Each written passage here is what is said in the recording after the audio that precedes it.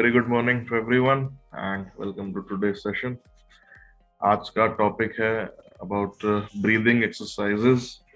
So just a quick intro before we started. जैसे कल session की शुरुआत से पहले एक क्वेश्चन आया था कि सुबह सुबह जो फ्लेम का जो प्रॉब्लम होता है, बलगम ज्यादा अगर बनती है या गले में खराश होती है, तो what is the reason behind it and कैसे हम उसको प्रिवेंट करें.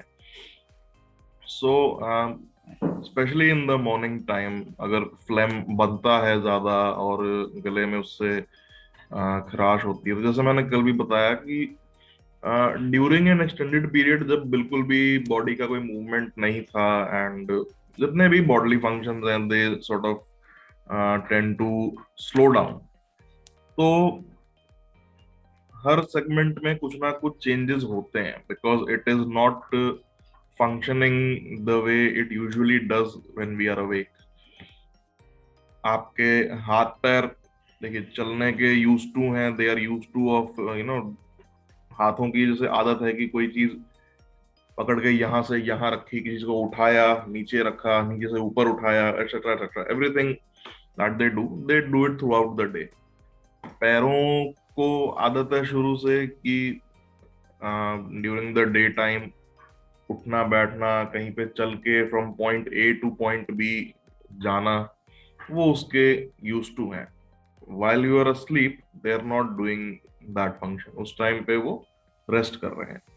देन जो हमारा पूरा ओरल कैविटी है, rather I wouldn't say oral cavity, पूरा जो हमारा रेस्पिरेटरी सिस्टम का अपर पार्ट है, starting right from our nostrils up till the level of our larynx, जहां पे हमारा जो वॉइस बॉक्स होता है जिसके जरिए हम बोल पाते हैं, वो भी उस टाइम पे रेस्ट कर रहा है.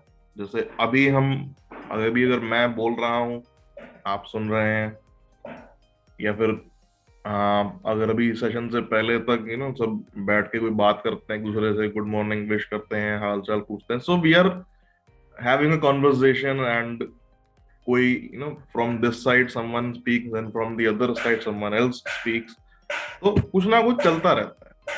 सोते समय ये पूरा जो एक चेन ऑफ प्रोसेसेस है वो रुक जाता है.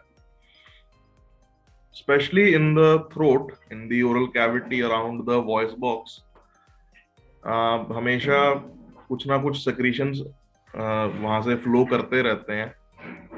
It is both our mucus also, saliva also, और उसका वहां पे होना जरूरी भी है. लोग कई बार समझते हैं कि नहीं होना चाहिए ऐसा, बट ऐसा होना अपने आप में बहुत इंपॉर्टेंट है. नंबर वन, उससे आपका जो माउथ है वो ड्राई नहीं होता. It needs a certain amount of moisture inside. Secondly, बोलते समय बोलने में भी वो हेल्प करता है. If your mouth were dry, तो ड्राई माउथ एंड ड्राई टंग से ज्यादा आसानी से बोला नहीं जाता. थोड़ी थोड़ी देर बाद one has to stop in between. Then third, the swallowing of food, उसमें भी ये हेल्पफुल होता है.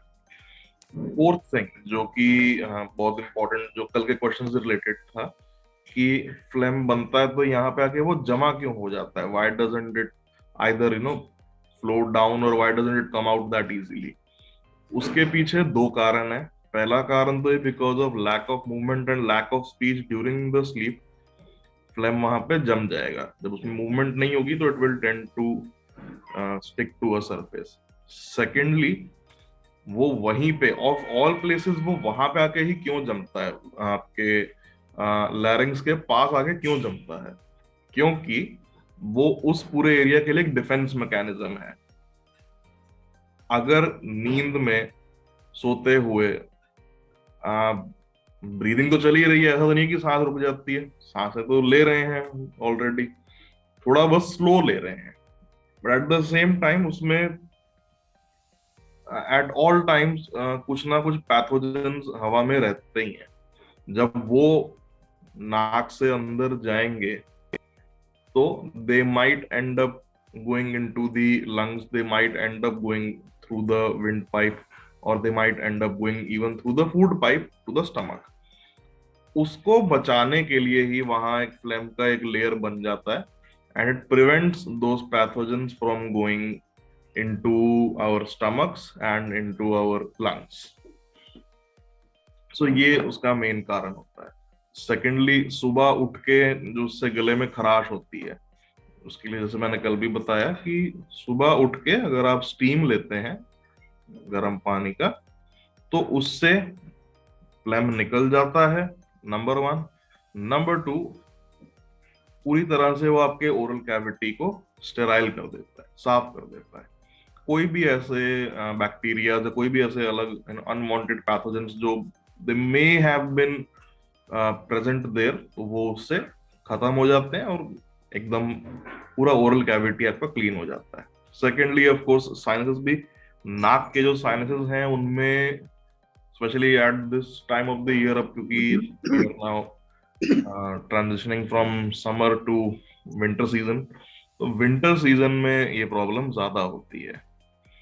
कितनी देर लेना चाहिए sir? Steam inhalation should be slightly less than 10 minutes, लगभग 6-7 मिनट, ज्यादा से ज्यादा 8 मिनट. उससे ज्यादा करते हैं तो प्रॉब्लम हो जाती है, क्योंकि स्टीम अपने आप में काफी गर्म होती है. Steam is not cold, it is quite warm. So ज्यादा करने से वो पूरी नेजल कैविटी को जला भी सकती है अंदर से. Thank you. ओके. और ये काफी बार during this whole pandemic, I won't say everyone, but कुछ लोगों ने ये गलती करी है कि या तो स्टीम बहुत ज्यादा ले लिया या फिर बहुत लंबे टाइम तक ले लिया, and they end up with blisters on their nasal cavity and their oral cavity. So अगर आप स्टीम इनहेलेशन करते हैं ऑन अ डेली बेसिस या may be on alternate day basis, तो हमेशा ध्यान रखिए कि 10 मिनट से अंदर अंदर ही करिएगा, 10 मिनट के अंदर अंदर. एंड अनलेस कुछ मेजर ब्लॉकेज है साइनसेस में, तो try not to do it more than twice a day. दिन में 2 बार, एक बार सुबह उठ के एंड एक बार रात को सोने से पहले, बस. इसके अलावा बीच में अनलेस कुछ ज्यादा प्रॉब्लम लगती है तब तक नहीं करने की जरूरत. पूरे दिन में again our immunity is working to protect itself, पूरी बॉडी को बचाने का वो काम करती है. So not to worry about it. आपके अगर पूरे दिन में कोई पैथोजन अंदर जा भी रहा है, तो आपकी इम्यूनिटी उसको देख लेगी, वो उससे निपट लेगी. कोई उससे डरने वाली बात नहीं होती है उस टाइम पे. बट अर्ली मॉर्निंग टाइम में एंड थोड़ा लेट इवनिंग में, रात को जब सोने जाते हैं उस टाइम पे, तब स्टीम इनहेलेशन कर सकते हैं.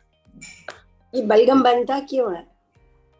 हम जैसे मैंने बताया ना कि सेक्रीशन बनते रहते हैं हमारे मुंह में, हमारे पूरे थ्रोट की लाइनिंग के अराउंड वो बनते रहते हैं. उनका काम है, क्योंकि ये जो एरिया है पूरा अंदर का, इसको एट ऑल टाइम थोड़ा सा मॉइस्चर में रहने की आदत है, और ये उसी तरह से फंक्शन करता है.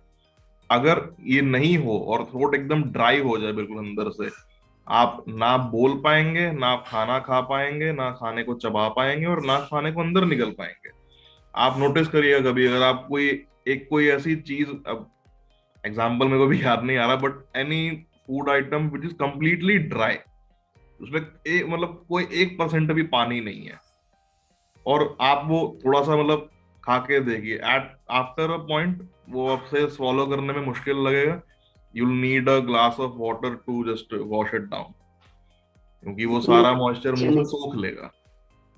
so when mouth is dry, तो कुछ भी ना खाया जाता है ना चला जाता है. तो ये सब चीजें डॉक्टर, चने खाते हैं जब भुने चने खाते हैं तब ऐसा, जब भुने चने खाते हैं तब ऐसा होता है. क्योंकि वो सारा मॉइस्चर सोख लेता है, वो सारा मॉइस्चर, सारा सलाइवा जो होता है मुंह में उसको सोख लेता है. ये वाली पोजीशन जो आप बता रहे हैं ना, तब ये वाली पोजीशन होती है. भुने चने खाओ ना, वो क्योंकि वो बिल्कुल ड्राई होते हैं. एग्जाम्पल मतलब मेरे को एग्जाम्पल याद नहीं आ रहा कौन से ऐसे फूड आइटम है जिससे होता है. I think that is a proper isabgol also. हाँ वो भी, हाँ बिल्कुल सही. वो तो चिपक जाता है मुंह पे, वो इतना ज्यादा ड्राई होता है वो चिपक जाता है. So again you need to wash it down with some. तो इसलिए ये इसके पीछे कारण होता है. Secondly, like I said, problem होती है पूरे थ्रोट की लाइनिंग को बचाने के लिए from outside pathogens. कोविड के टाइम में मतलब जितनों को कोविड हुआ, दैट वाज अगेन समथिंग जिसको हम अवॉइड नहीं कर सकते, बट जिनको नहीं हुआ Covid, who made it through the pandemic without being infected even once, so they should be grateful to that layer of mucus उसने उनको बचाए रखा. कहने को बड़ी छोटी सी चीज है लेकिन बचा लिया सबको. चलिए, so let's start today's exercises now. So chairs को थोड़ा सा पीछे कर लेते हैं, जगह बना लेते हैं अच्छे से.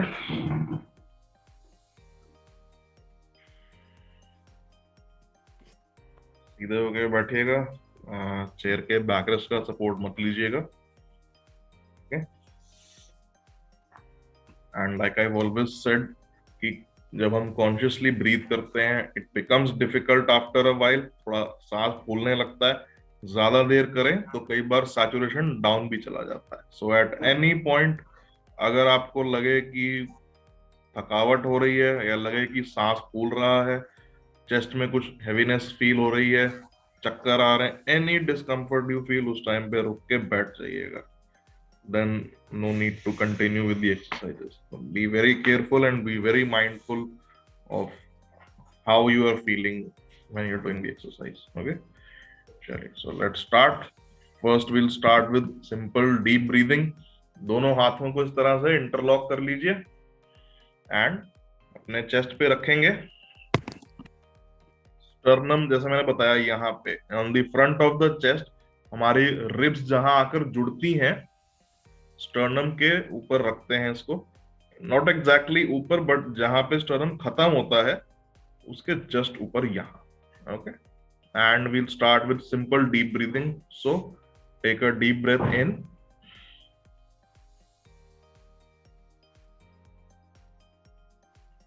And out.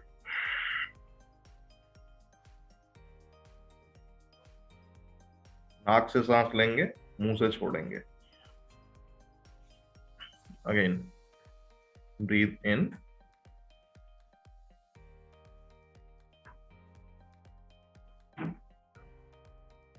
out.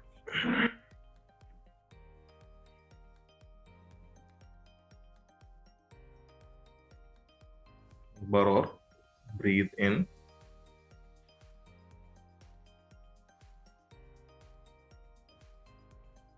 breathe out.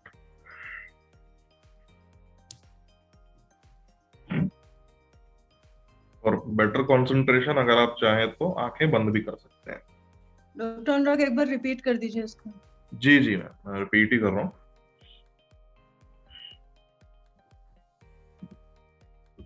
तो दोनों हाथ इस तरह से चेस्ट पे रखे. Take a deep breath in,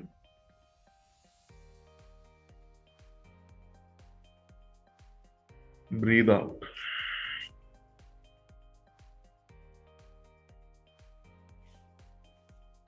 Breathe in,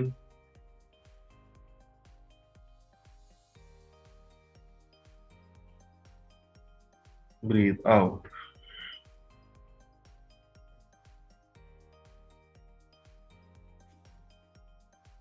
Breathe in,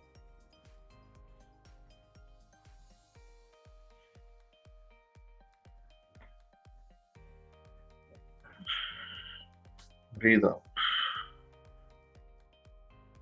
ji doctor Anurag, जब ब्रीथ इन करते हैं तो जी. पेट जो है ये फूल बाहर को होना चाहिए, अंदर करना होता है? बाहर की ओर आता है. अच्छा, थैंक यू. हमेशा बाहर की ओर ही जाएगा जब आप ब्रीद इन करेंगे. तो अगर अपने एब्डोमेन को टाइट करेंगे देन इट माइट गो इन. वो नहीं करना है बिल्कुल भी. अपने एब्डोमेन को बिल्कुल ढीला छोड़ दीजिए and then do. And also make sure that inhale करने और एक्सहेल करने के बीच में 1:2 का रेशियो होता है. Ideally you should take 3 seconds to breathe in, hold for 1 second, then exhale करने में लगाना चाहिए आपको कम से कम 6 second. Okay, so again breathe in,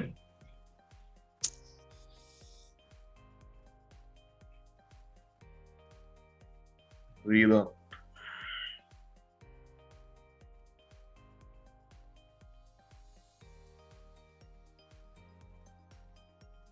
Breathe in,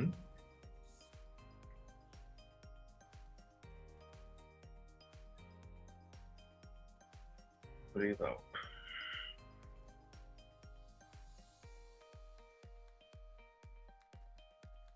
Breathe in.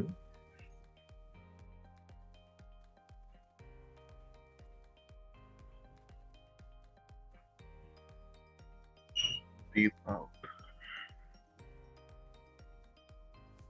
Okay, relax. हाथ नीचे ले आते हैं.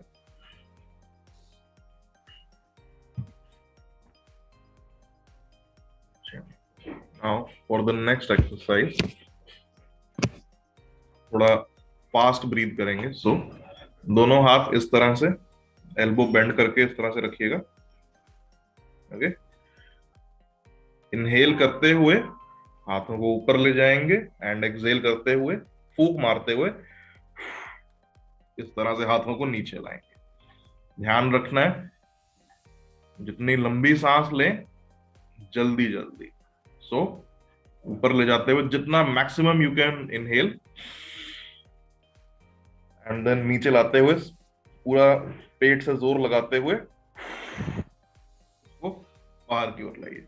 ओके, चलिए. सो दोनों हाथ इस तरह से रखेंगे एंड थोड़ा स्पीड के साथ स्टार्ट.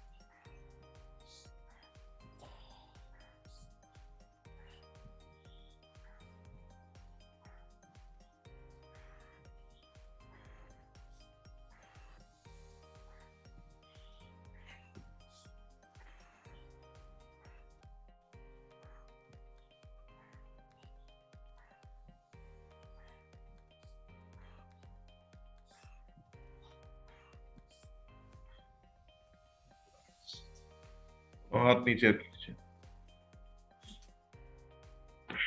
रिलैक्स.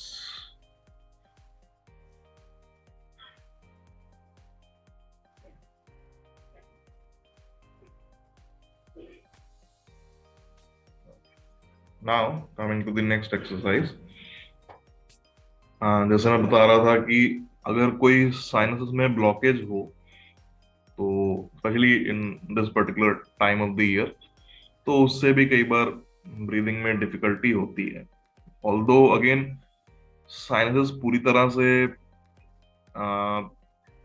फ्री नहीं होते हैं from any secretions, any mucus. थोड़ा बहुत तो उसमें होता ही है और वो होना जरूरी है. Again similar to our throat, our nose, क्योंकि नाक के जरिए ही हम ब्रीद इन करते हैं. पूरे दिन में जितना भी हम हवा अंदर अपने लेते हैं शरीर में वो नाक के जरिए ही जाती है. एंड हवा में कितने पार्टिकल्स हैं मतलब हम गिन भी नहीं सकते. They are microscopic, we can't see them, but they are so many that we can not count them. अब उनमें क्या कौन से पार्टिकल्स डस्ट के हैं, कौन से पार्टिकल्स कोई डेड स्किन के हैं, या कौन से पार्टिकल्स कोई पैथोजन है, ऐसा कोई बैक्टीरिया है, या कोविड का वायरस ही है जो इतने समय से पैंडेमिक चल रहा है, वही है. अब उसमें डिफरेंशिएट कर पाना हमारे लिए पॉसिबल नहीं है. So our sinuses are made in such a way कि वो किसी भी ऐसी अनवांटेड चीज को अंदर जाने ही नहीं देते. देन नाक में पीछे की ओर थोड़े बाल भी होते हैं. दे ऑल्सो मेक श्योर कि कोई भी ऐसा अनवांटेड पार्टिकल अंदर शरीर में ना जा पाए. चला भी जाता है अगर किसी कारण से, it can cross this particular barrier, even then that's where our immunity comes in. So वो बचा लेती है कहीं ना कहीं शरीर को. But at the same time sinuses को थोड़ा बहुत क्लियर करते रहना टाइम टू टाइम बहुत जरूरी होता है. So what will do for that is, थोड़ा सा मैं स्क्रीन के एक बार पास आ जाता हूँ.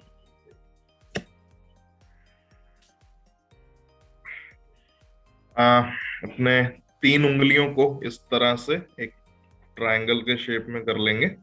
Okay. we'll start with the nasal sinus. So पूरे bridge of the nose on this side, basically जहाँ पे हम चश्मा पहनते हैं तो चश्मे का नोज पीस जहाँ पे आके रेस्ट करता है उससे जस्ट थोड़ा सा नीचे तीनों उंगलियों को इस तरह से रखेंगे एंड क्लॉकवाइज धीरे धीरे रोटेट करेंगे, ज्यादा जोर से नहीं करना है।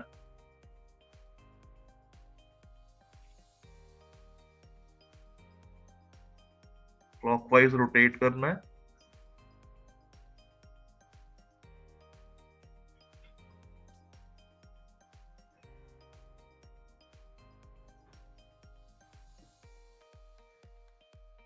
Then anti clockwise.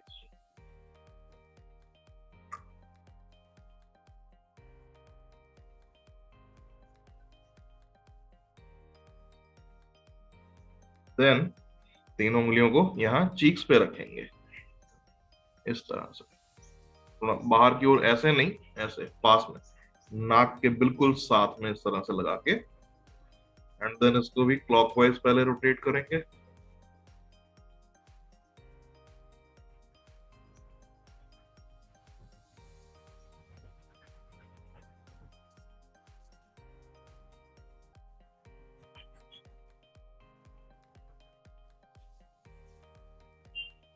Then anti clockwise.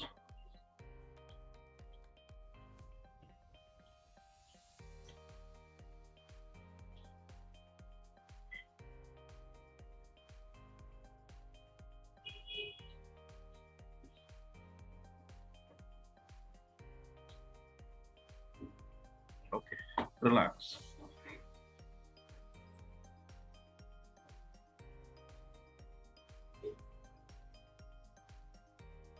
सुबह जब उठते हैं उस टाइम पे the best way to clear our sinuses is through this way.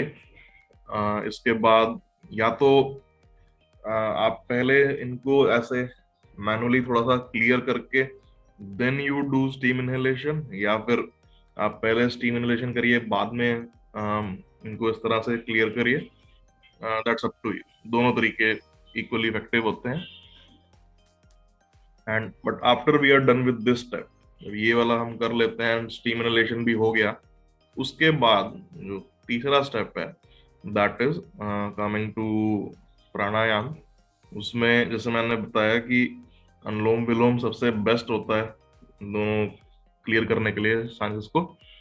And the one that I do not recommend is kapalbhati, क्योंकि उसमें दो नुकसान है। पहला तो ये कि उससे बीपी थोड़ा सा शूट अप कर सकता है if someone is already hypertensive, BP की दवाई ले रहे हैं ऑलरेडी, तो चांसेस आर देयर। ऐसा जरूरी नहीं कि सबके साथ होता है, ऐसा कोई मतलब किसी किताब में लिखा नहीं होगी होता है, लेकिन एक जनरल ऑब्जर्वेशन रहा है that yes, people who are hypertensive they end up with a much higher BP while doing this. Secondly, इससे ऑक्सीजन सैचुरेशन में थोड़ा सा फर्क पड़ता है। कहने को वो 2-3 पॉइंट नीचे या ऊपर हो जाती है, लेकिन for someone who might be having saturation level of 94 maybe 95 already, अगर उसके लिए वो 3 पॉइंट कम हो गया, 91 92 पे पहुंच गया, तो it's not a good thing, वो एट द एंड वो नुकसानदायक हो सकता है। सो उससे बचने के लिए सिर्फ अनुलोम विलोम करना चाहिए। कपालभाति नॉट सो मच, मैं अपनी ओर से पर्सनली रिकमेंड नहीं करता हूँ।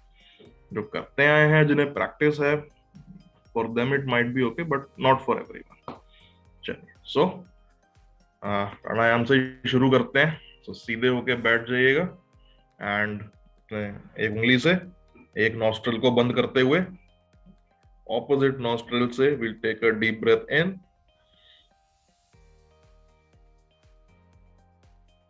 देन उससे ऑपोजिट वाले से ब्रीद आउट। तो नाक से ही सांस लेना है और नाक से ही छोड़ना है।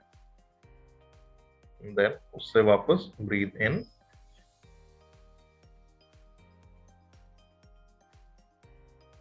Breathe out,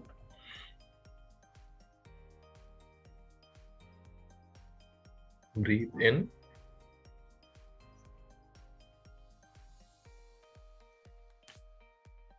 out.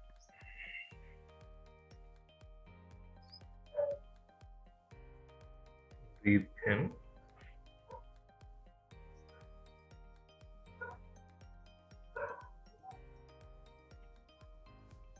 Breathe out.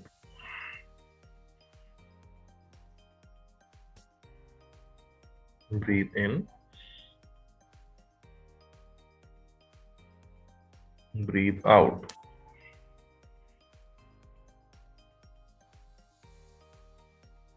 Breathe in.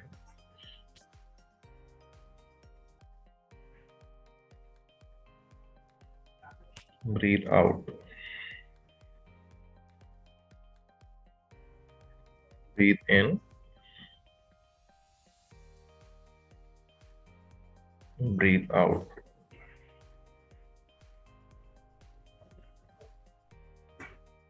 Breathe in.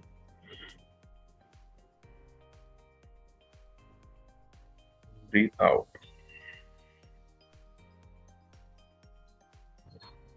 Breathe in. Breathe out.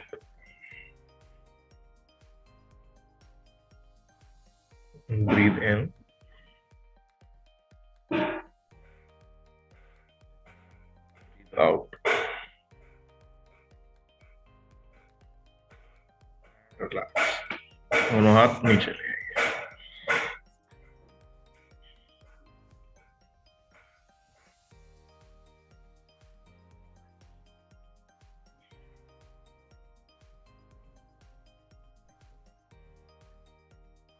So we've done deep breathing. हमने साइनस के बारे में बात कर लिया. Now coming to the next part, which is our muscles, the muscles of breathing. Breathing का जो एक मेन मसल है वो हमारा डायफ्राम है, which is at the base of our lungs and just above our stomach.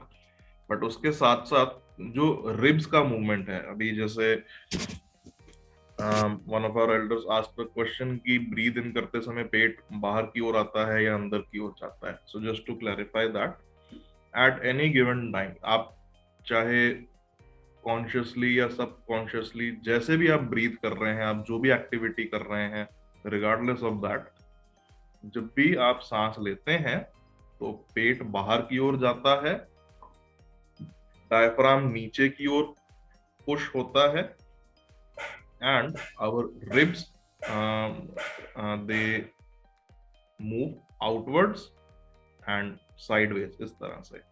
वहीं जब हम ब्रीद आउट करते हैं, सांस छोड़ते हैं, एक्सेल करते हैं, उस टाइम पे पेट अंदर की ओर आएगा, डायफ्राम वापस ऊपर अपनी जगह पर आएगा, एंड जो रिब्स हैं वो भी वापस अंदर की ओर फोल्ड होते हुए अपनी जगह पे आ जाती हैं. अब ये जो रिब्स का जो मूवमेंट है ये कौन कंट्रोल करते हैं? डायफ्राम तो लंग्स को एक्सपैंड करने के लिए और वापस अपनी जगह पे लाने का काम कर रहा है, बट रिब्स को कौन मूव कर रहा है? तो रिब्स को जो मूव कर रहे हैं हमारे मसल्स, वो है हमारे इंटरकॉस्टल मसल्स. इंटरकॉस्टल मतलब the muscles that connect our ribs. पसलियों को आपस में जोड़ने वाली जो मसल्स की लेयर होती है उसे इंटरकॉस्टल कहते हैं.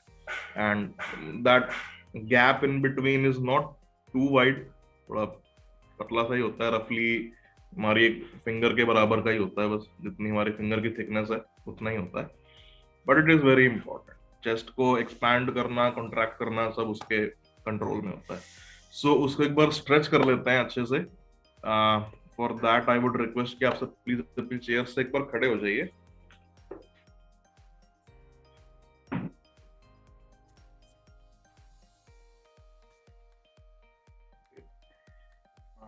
पैरों को हिला देते हैं इस तरह.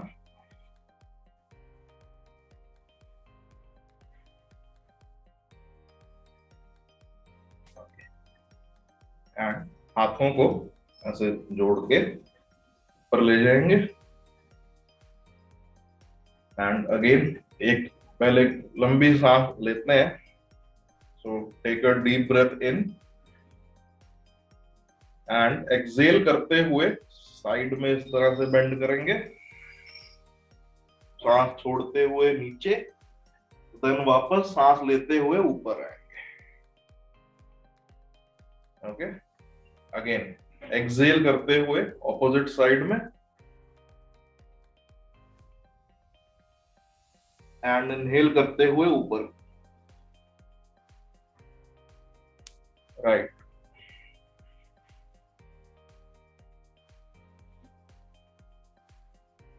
लेफ्ट,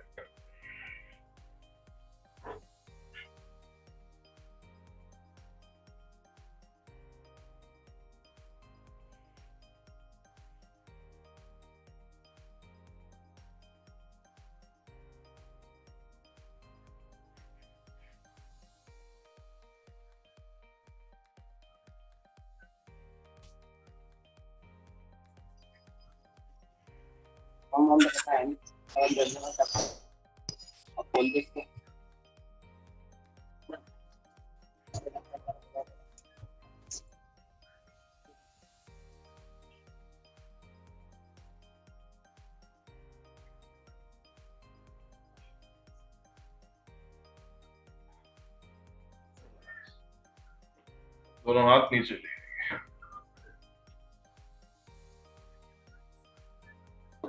वापस चेयर्स पे बैठ जाते हैं।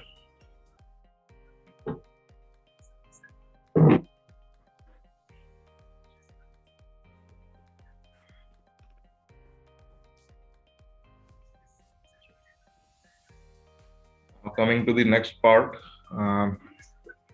इंटरकॉस्टल को थोड़ा स्ट्रेच कर लिया हमने अच्छे से। सो थोड़ा लोअर एब्डोमेन और अगेन डायफ्राम की ओर अपना टेंशन देते हुए we will start with pursed lip breathing.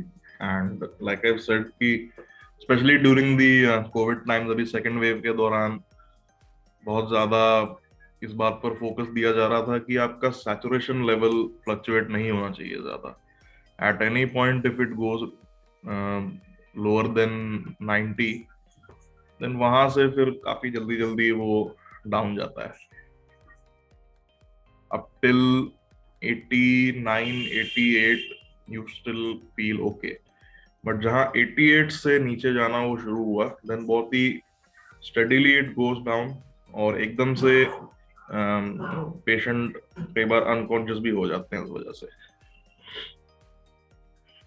So saturation level को इंक्रीज करने के लिए एंड मोर इम्पोर्टेंटली वो अगर 95 से थोड़ा ऊपर जाता है तो उसे वहां पर मेंटेन रखने के लिए we do pursed lip breathing.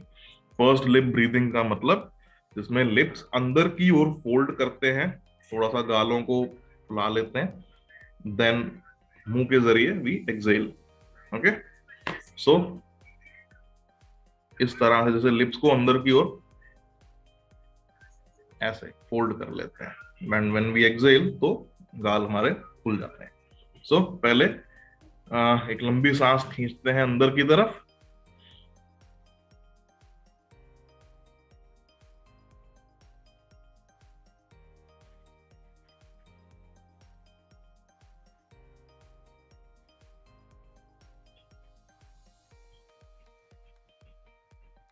इस तरह। Okay, so when I do this तो ये विजुअल क्यू है कि एक्सेल करना है। Okay, start again, take a deep breath in,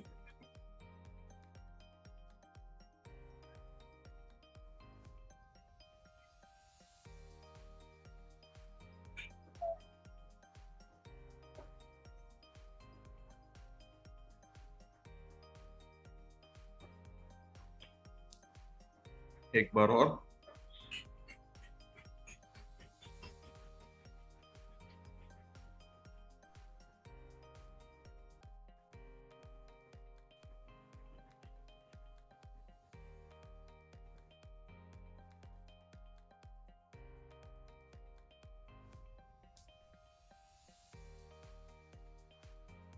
again.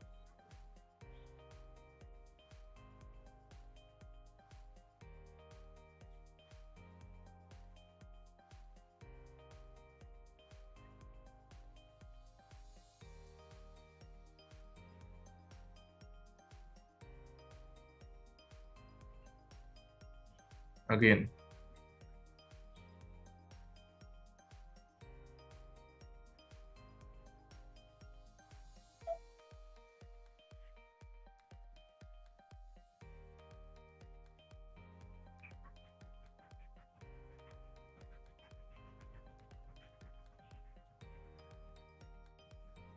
एक बार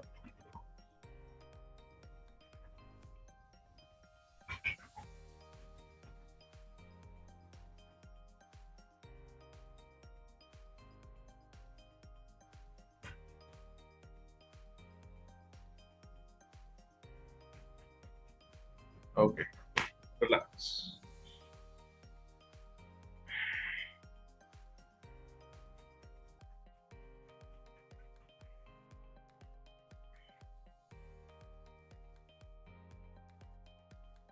कहने को पर्स लिप ब्रीदिंग से सैचुरेशन थोड़ा ऊपर जाता है, but at the same time ज्यादा करें तो थक भी जाते हैं।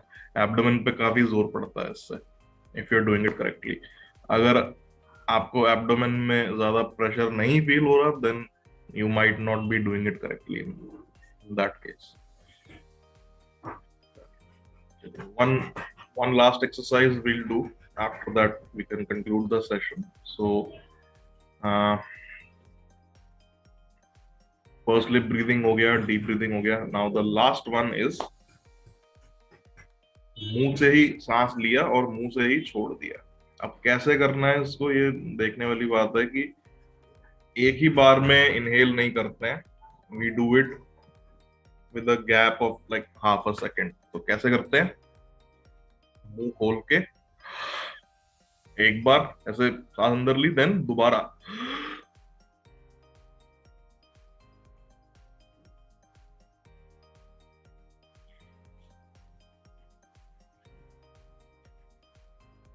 इस तरह। So basically we are gasping for air twice. एक बार थोड़ा सा, देन दूसरी बार में थोड़ा उससे ज्यादा, देन गालों को एकदम ऐसे फुला लेते हैं एंड देन धीरे धीरे एक्सहेल करते हैं। ओके, एक बार और ट्राई करेंगे।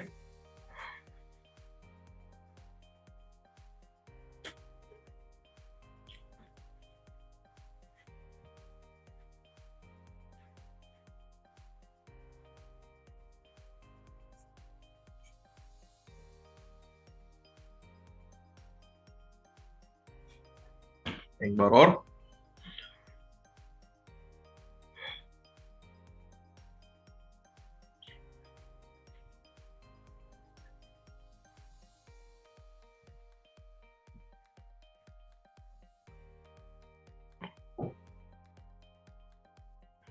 अगेन।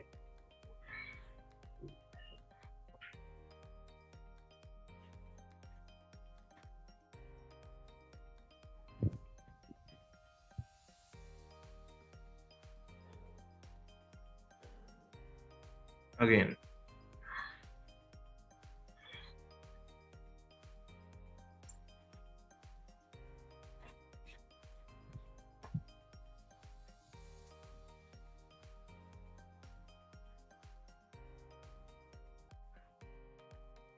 जब मुंह से एक्सहेल कर रहे हैं उस टाइम पे ऐसे नाक को बंद करने की जरूरत नहीं होती है।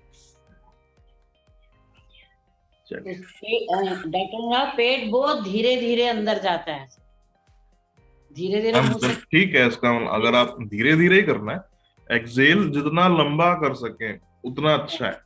पेट अगर धीरे धीरे अंदर जा रहा है, it's perfectly fine, not to worry, बिल्कुल ठीक कर रहे हैं आप। एक बार और ट्राई करेंगे, देन विल कंक्लूड दिस। सो मुंह से सांस अंदर खींचेंगे,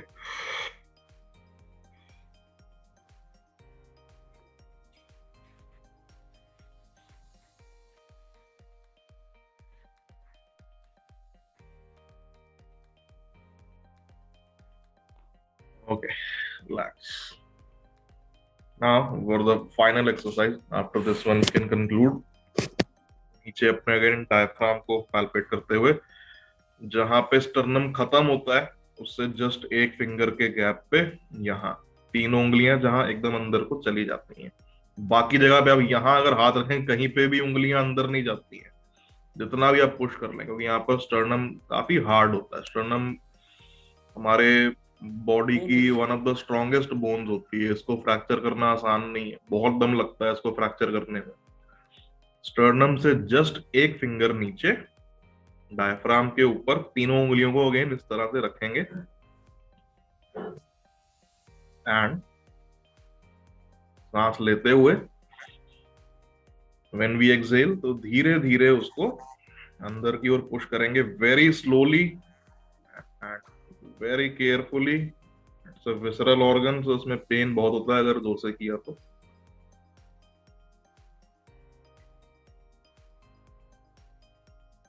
अगेन इनहेल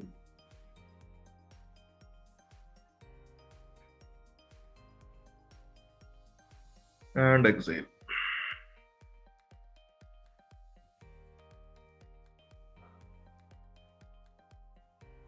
एक बार और सांस अंदर खींचेंगे,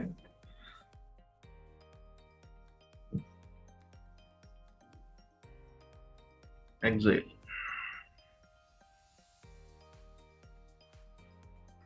एंड रिलैक्स। डायफ्राम को हम ज्यादा बार स्ट्रेच नहीं कर सकते इस तरह से, it is quite painful, it's a visceral organ, so उसको ज्यादा हमसे छेड़छाड़ नहीं कर सकते। So these were all the exercises for today. If anyone has any questions, तो आप अपना माइक ऑन करके पूछ सकते हैं। थैंक यू, बहुत अच्छा। वो मेरे सांस की प्रॉब्लम रहती है और बड़ी खांसी आ जाती है ये सब करने में, बहुत वो आ जाती है मैम। अगेन वही जो फ्लेम बनता है ना हमारा, that is trying to come out, तो उसकी वजह से सबकी प्रॉब्लम होती है। अगर इसीलिए। आ रहा है तो बाहर निकलने दीजिए उसको, अच्छा ही है, वो क्लियर हो जाएगा थ्रोट उससे। हाँ, थैंक यू। उठ के स्टीम इनहेलेशन आप करा करिए, बहुत फायदेमंद रहता है इस केस में। जितना भी पूरे रात भर में जो भी सेक्रेशन जमा होते हैं उनको निकालने के लिए सबसे बढ़िया तरीका। ये तो बहुत रहता है, बहुत। तो सुबह उठ के स्टीम लिया कीजिए वॉक पे जाने से पहले। वॉक पे तो नहीं जा रहे। नहीं जा रहे हैं आजकल? नहीं, रात में जाते, शाम को जाते 6 बजे। सुबह उठ के स्टीम ले सकते हैं, एक बार रात को भी सोने से पहले ले सकते हैं। दिन में 2 बार फायदा ही करती है, वो नुकसान नहीं करती। ठीक है, okay, thank you. Doctor Anurag, जी सर। हमने थ्रू आउट है सो इसको लगाए रखा। अच्छा। And I have seen कि 97, 98 उससे कम नहीं गिनी। चलिए बहुत अच्छी बात है सर, उतना ही रहना चाहिए। आइडियली 98 सैचुरेशन अगर आपका 98 है तो बहुत बढ़िया है। और उससे कम 97 1-2 बार कभी हुआ 97, अदरवाइज कांस्टेंट इट वाज 98।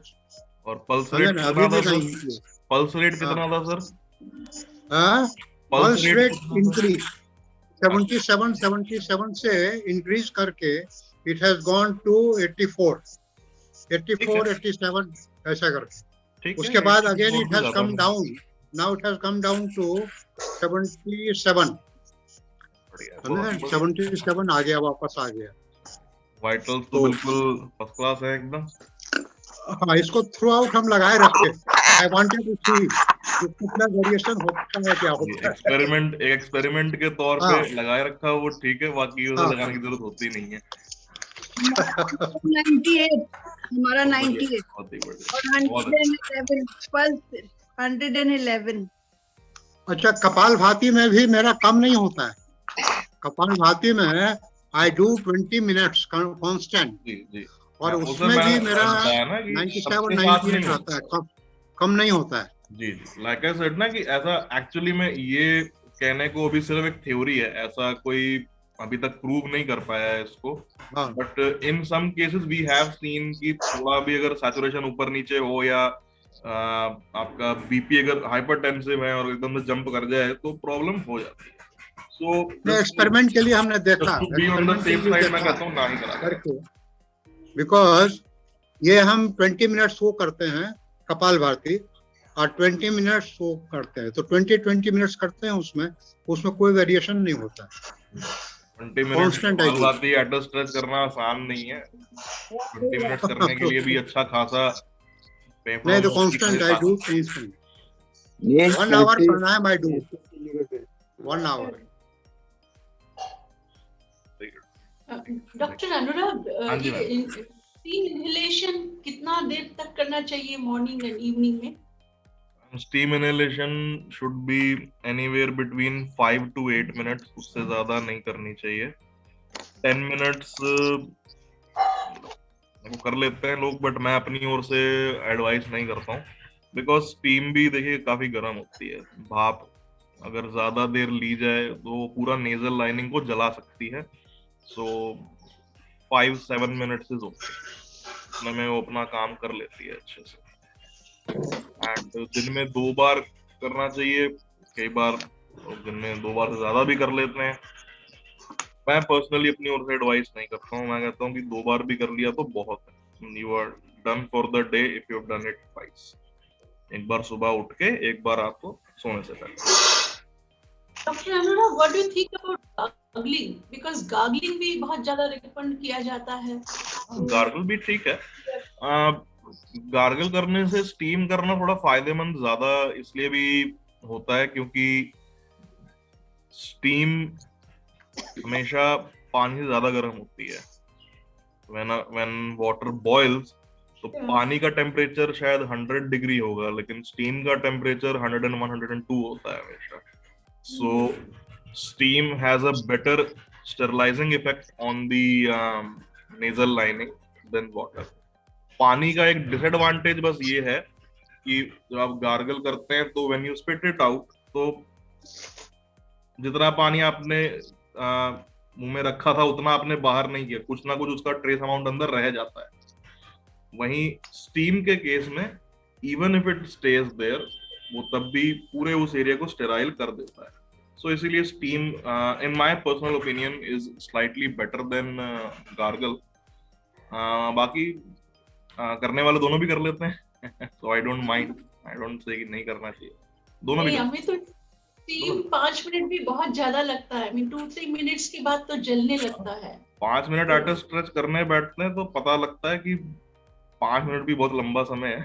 बहुत मुश्किल 10 मिनट तो पता नहीं कैसे पैंडेमिक ने बस लोगों को डरा डरा के करवा दिया, कोविड ने, नहीं तो करना नहीं चाहिए। और गलती से भी अगर कोई नेजल लाइनिंग पे कहीं पे कोई बर्न हो जाए अगर, तो वो बहुत तंग करता है। It is very very painful and अगर भगवान ना करे अगर उसमें इन्फेक्शन हो जाए फिर तो पूछेंगे तो उसके बाद तो क्या हाल होता है फिर तो। Thank you doctor Anurag. एक लास्ट क्वेश्चन, ये लास्ट जो एक्सरसाइज है डायफ्राम, जिसमें डायफ्राम को पुश किया था अंदर, I mean the exhalation is by nose और बाय माउथ। गालों को फुला के फूंक मारते हैं। और उसमें भी आप सोचोगे कि हमने 2 बार जब हम मुंह से सांस लेते हैं, हमने 2 बार क्यों खींची? Why not in just one stretch we inhale and then we exhale? ऐसा हम क्यों नहीं करते? ऐसा हम इसलिए नहीं करते हैं क्योंकि लंग्स को एक्टिवली स्ट्रेच करने का तरीका नहीं है। Again it's a vital organ, it's a visceral organ, उसका ब्लड सप्लाई बहुत हैवी है। उसको हम डायफ्राम की तरह हाथ से पैल्पेट करके स्ट्रेच नहीं कर सकते हैं। सो उसको स्ट्रेच करने का तरीका यही होता है दैट यू इनहेल, थोड़ा बीच में एक गैप देते हैं, फिर दोबारा खींचते हैं हवा अंदर, तो वो एक्सपैंड होता है एंड देन वापस एक्सहेल करते हुए दोबारा से shrink. That is the best way to stretch. Thank you.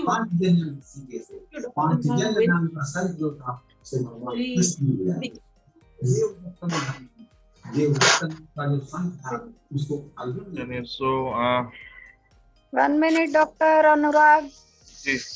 जय श्री कृष्णा।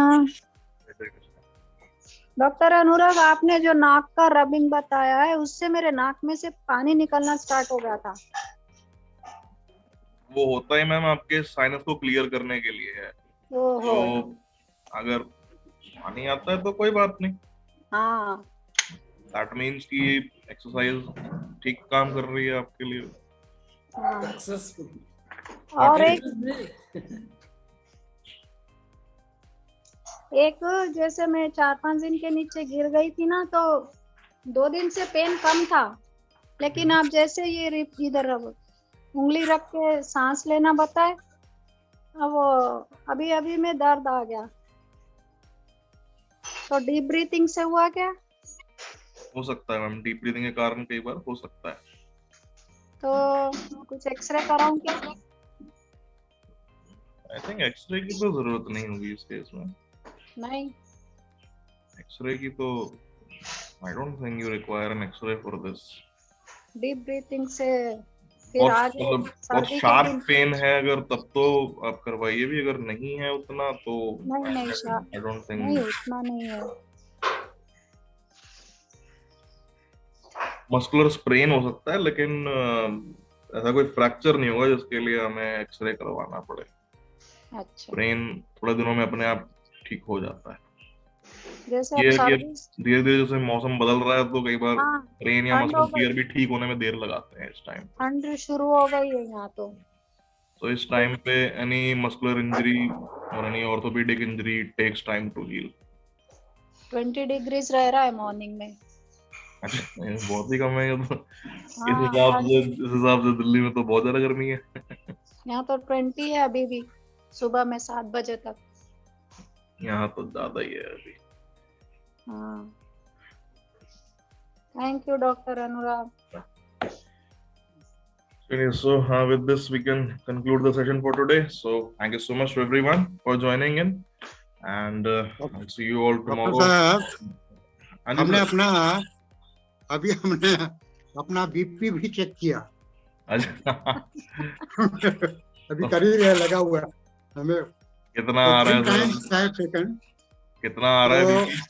124/71, Okay. 125/83 and 123/78. बहुत ही बढ़िया, ठीक है। So average it is coming 124/79. Perfectly all. हाँ, ठीक है, ये तो बिल्कुल सही है। हाँ। तो आज हमने सब मेंटेन रखिएगा, इतना ही मेंटेन रखिएगा, और ऐसे क्या क्या नजर मत लगवाइए अपने आप को। आज हम देखना चाहते थे ये करने के बाद क्या फर्क पड़ता है। I just wanted to experiment. बहुत ड्रास्टिक, सिर्फ 1 घंटा एक्सरसाइज एक दिन में करने से ना we can't see a very drastic change. It takes a while, and more importantly, in particularly in this case, ऐसा है कि बहुत एक ड्रास्टिक चेंज की उम्मीद करना भी sometimes doesn't feel right. Unless someone has a very major आपने जो बताया ना, होता है या COPD होता है, तब एक अलग बात है। For a normal individual, for a healthy individual, अगर वो अपने आप को मेंटेन रख पाए, उनके लिए उससे बड़ा इम्प्रूवमेंट, उनके लिए उससे बड़ा रिजल्ट और कुछ नहीं है। कि जहां है उससे बेटर भले ही ना भी हो, बट उससे वर्स नहीं होना चाहिए। सेम चीज मेंटेन रहे, उससे बड़ी और कुछ नहीं है। Right, okay, thank you. So thank you so much to everyone, and I will see you all tomorrow along with the Physioactive team. So अपना ख्याल रखिएगा, stay safe and take care. Bye bye.